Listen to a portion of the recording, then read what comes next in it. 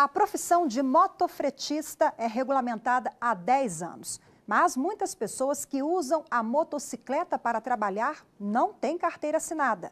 Veja na reportagem os riscos de exercer essa função na informalidade e quais são os direitos e deveres de trabalhadores e empresas.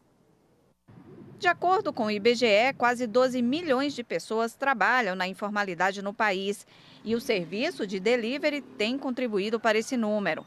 Boa parte dos motofretistas, por exemplo, não tem carteira assinada. Nós temos uma lei federal 12.009 de julho de 2009, que já faz 10 anos que nós temos essa lei, até hoje ela não foi aplicada e fiscalizada conforme manda.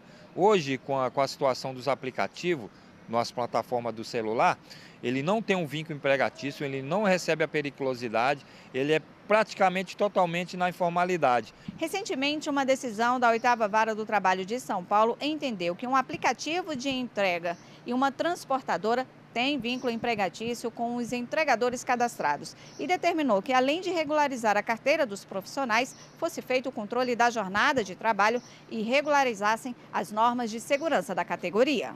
Alguns juristas entendem que não há relação de emprego envolvendo o aplicativo de transporte com base na livre iniciativa, que é o caso de motofretista. Para que um vínculo de emprego possa se considerar caracterizado, a CLT exige algumas condições: subordinação, pessoalidade, onerosidade e não eventualidade. Nesse caso concreto, não me parece que exista subordinação, porque esses trabalhadores estão livres para definir, por exemplo, o momento em que se vão encontrar disponíveis, não é, para o trabalho.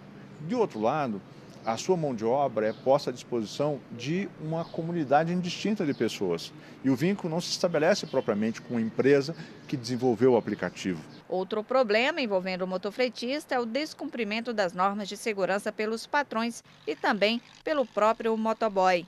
De acordo com a lei que regulamenta a profissão, só podem trabalhar nessa função quem tem mais de 21 anos, com habilitação para moto pelo menos A2, usando equipamentos de segurança e de sinalização e ter feito o curso de capacitação regulamentado pelo CONTRAN. Por que os órgãos executivos de trânsito não fiscalizam? Não os equipamentos da moto, mas sim os equipamentos profissionalmente falando. O curso, os equipamentos da moto, o porquê que ele está trabalhando numa empresa sem estar com esses equipamentos, o porquê que a empresa também contrata um profissional sem estar dentro dos parâmetros da lei federal.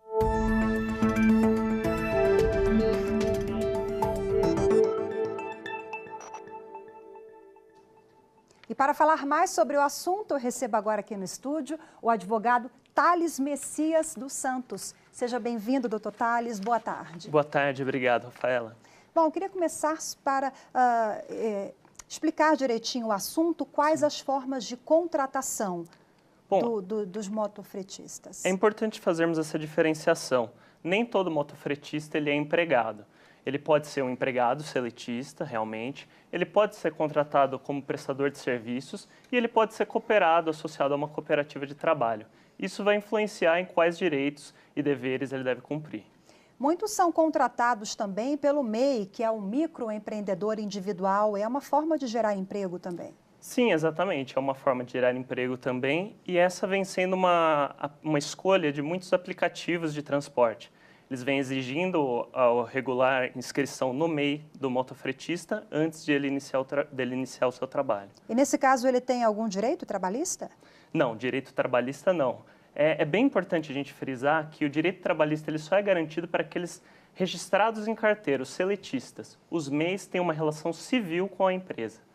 Olha, nós tivemos recentemente, doutor Thales, uma decisão do Tribunal de Justiça de São Paulo, no âmbito da primeira instância, né, que vem balizar também essa relação entre empresas e motofretistas. Eu queria que o senhor explicasse para a gente quais os impactos.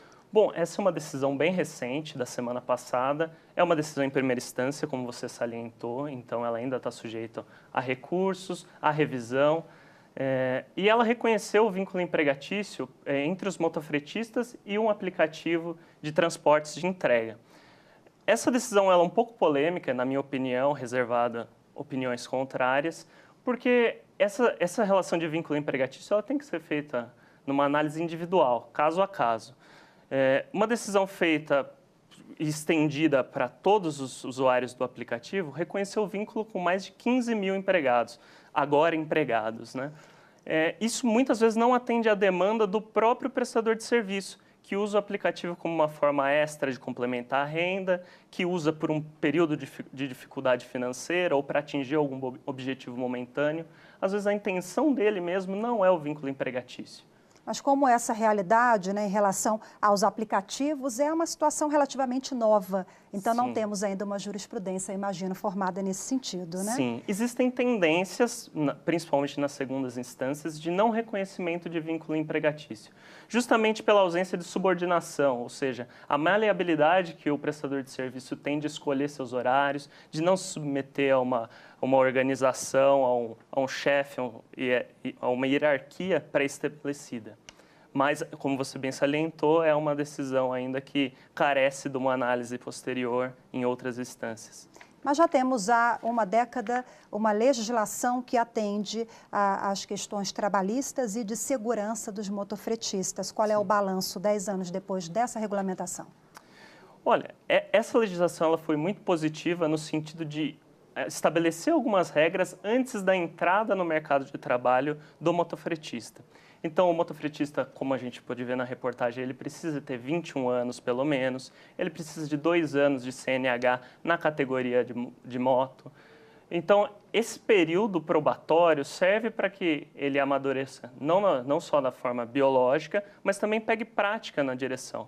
E vejo o importante tanto para o lado dos empregados como dos prestadores de serviço. A reportagem abordou um tema sensível em relação à fiscalização. O que o senhor acha que é mais importante, é mais produtivo para a categoria no que diz respeito a esse aspecto? Bom, se levarmos em consideração que a categoria hoje está exposta a um trânsito caótico, com uma taxa de letalidade altíssima, a fiscalização das normas de trânsito seriam mais produtivas. Por exemplo, a fiscalização do controle de velocidade, a conservação das vias públicas, que é muito importante, influencia nos acidentes.